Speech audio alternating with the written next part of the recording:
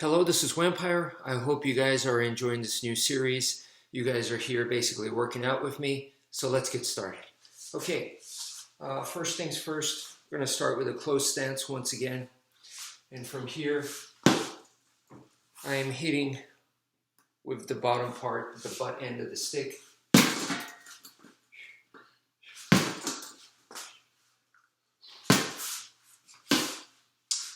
And it feels solid. You know, I like doing that. And make sure you have about an inch and a half sticking out. At the most, it would be like another fist length. And boom.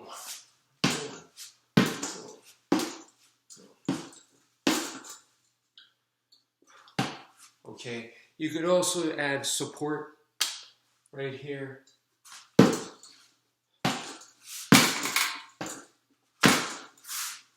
Okay, while it's not necessary, it's nice to have that. You know, once again, without support, no problem.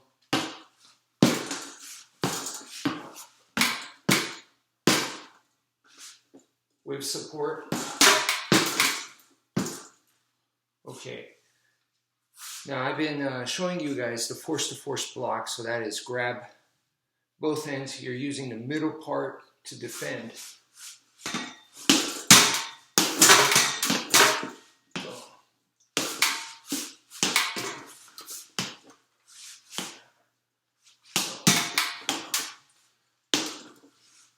And as you get more comfortable, you can start decreasing the distance between the hands, meaning you have less space to block with, so you got to be more accurate.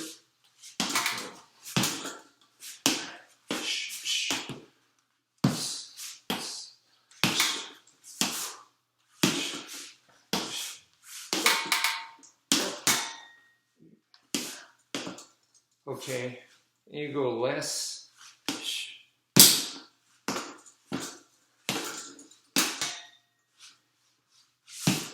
Like so. Now, when you go even more or less, you know, obviously this is not going to work. So at this point, you go back to here, your conventional grip, and you know, you're going less, less, less, to the point where less than this, you'll just go here, okay?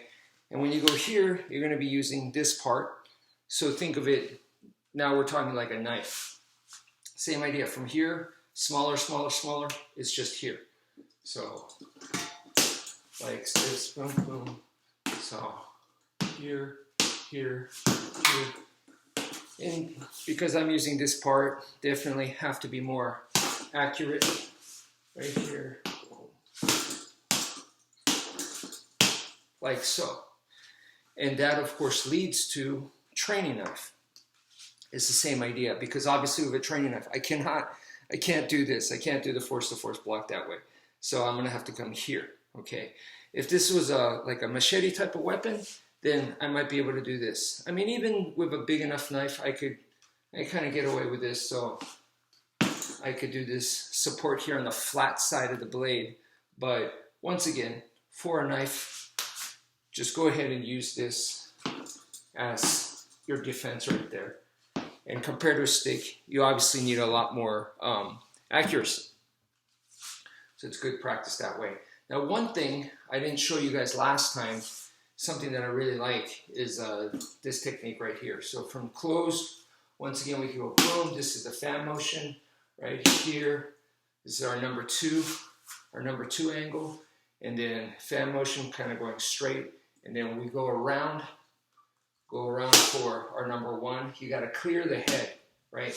So from here, this is how we clear the head. And this takes us to our roof block. Okay, you don't have to block anything. You could just do a pure attack.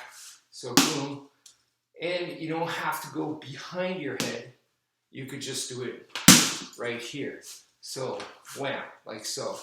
And what I like about that is you're not bringing the arm all the way back to punch. You're getting the power vertically. So you go up and down motion. I'm not going to do it because I could really hurt my hand, but So with gloves on, I'd like to see someone use that in the UFC, in the sport of MMA, or in boxing and kickboxing. I think boxing and kickboxing is kind of illegal, especially boxing might be considered a back fist. But in kickboxing, you might be able to get away with it. So it's this vertical motion. Definitely would like to see that. So it's just a way to generate power. And if you need to, if an attack's coming in, defend and then immediately come down there. So 1, 2, 1, 2. And that is a figure 8 motion. The roof block and the number 1. Roof block, number 1, connect into, it can connect into a vertical figure 8. Boom, boom, boom. So I'm making an 8 motion. Ocho there, right? One more move I like is from, once again, close stance, is to just come out, and there you go. I call that the Reaper, right? Because the motion kind of looks like a scythe of a Reaper. So you're just coming out, and you're doing like a hook. So you're hitting from here, and this would really work well with the blade. So let's see what that looks like. So with the blade right here, boom, like this. Okay. So from here, from the close stance where I already showed you guys, you could from here, and there you go. You just come in.